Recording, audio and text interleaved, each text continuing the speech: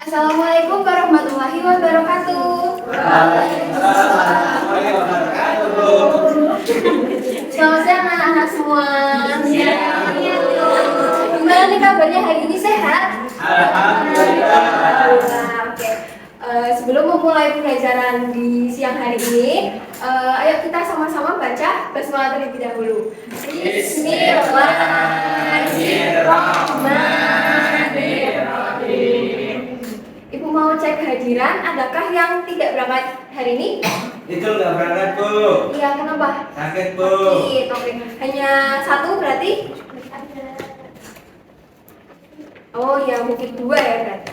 Oke, sebelum kita masuk ke materi, Ibu ingin tanya ke kalian, adakah di sini sudah pernah melihat penyembelihan hewan kurban secara langsung? Sudah. Berarti rata-rata sudah semua ya? Nah, itu biasanya di mana? Di rumah? Di musola, Di Bu. musola. Sama di sekolah juga pernah ya?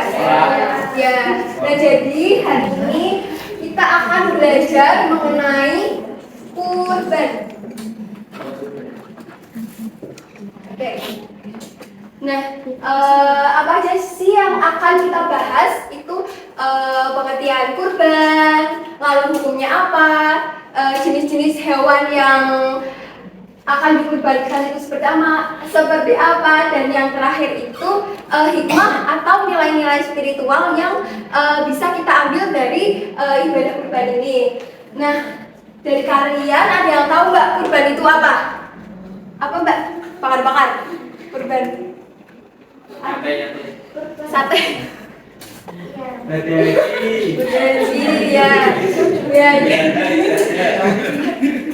Kurban itu dari bahasa Arab yang artinya dekat. Nah, arti dari kurban sendiri itu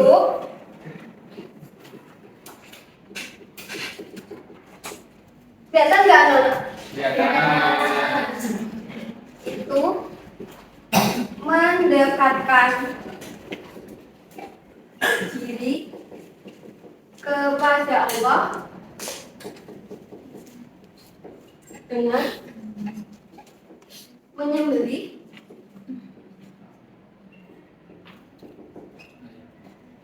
hewan ternak. Nah, terus ada yang tahu nggak hukumnya apa? Wajib apa sunnah? Sunnah. Ya, betul sekali. Jadi kurban ini hukumnya sunnah muakkad.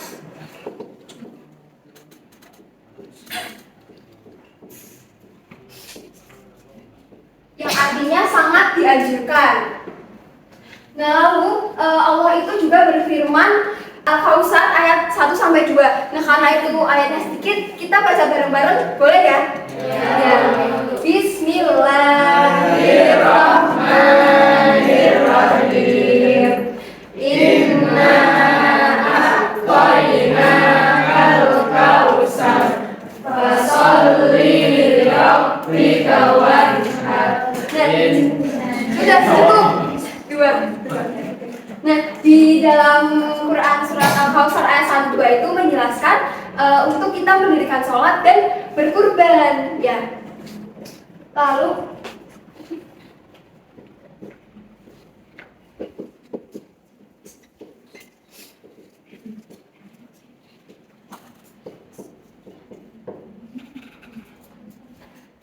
selanjutnya jenis-jenis hewan yang bisa untuk kurban itu apa aja? Apa Mbak?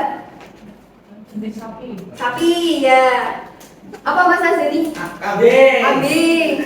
Apa Mbak? Unta. Mbaknya? Kerbau bisa. Nah, yang terakhir itu domba.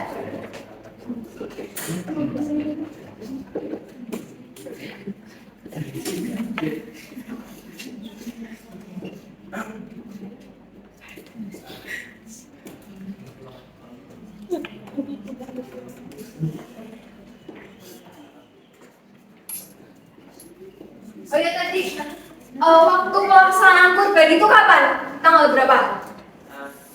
10 sampai 13 Dzulhijjah. Jadi dimulai dari 1 Adha sampai sebelum terbenamnya matahari di 13 Dzulhijjah. Nah, lalu selain kita harus tahu hewan apa aja sih yang boleh dikurbankan, kita harus tahu ketentuannya agar bisa sah hewannya. Ada yang tahu nggak harus apa? Harus Halal. Oh, sehat, harus sehat hewannya.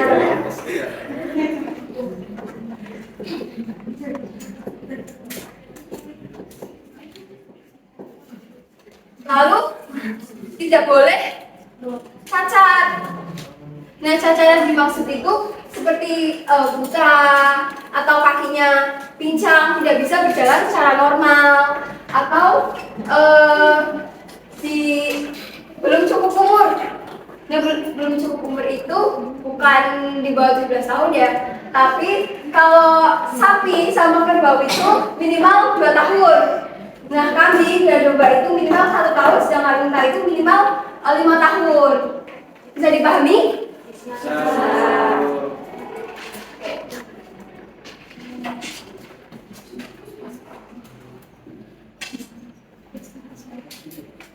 Ya, lalu kita masuk pada hikmah atau nilai-nilai yang bisa kita ambil dari kurban.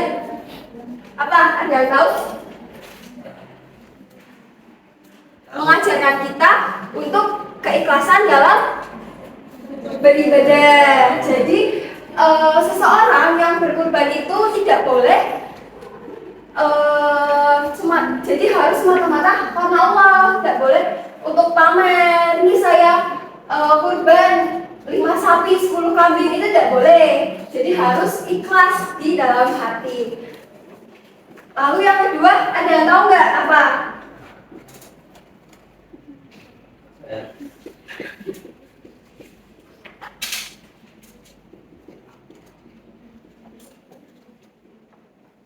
Apa?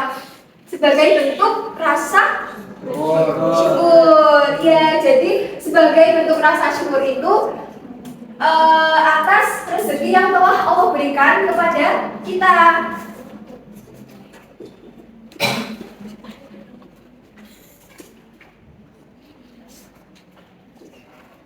Terus apa lagi? Apa?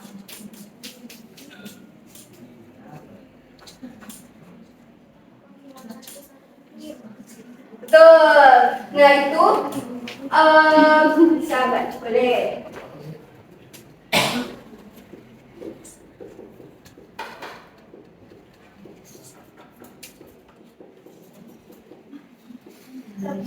Melatih kepedulian sosial. Nah, jadi dengan nantinya dari kurban ini dibagikan, nah, masyarakat yang kurang mampu itu kan pasti mendapatkan kurban ya. Jadi itu bisa mentransfer kebahagiaan ke seluruh umat muslim seperti itu.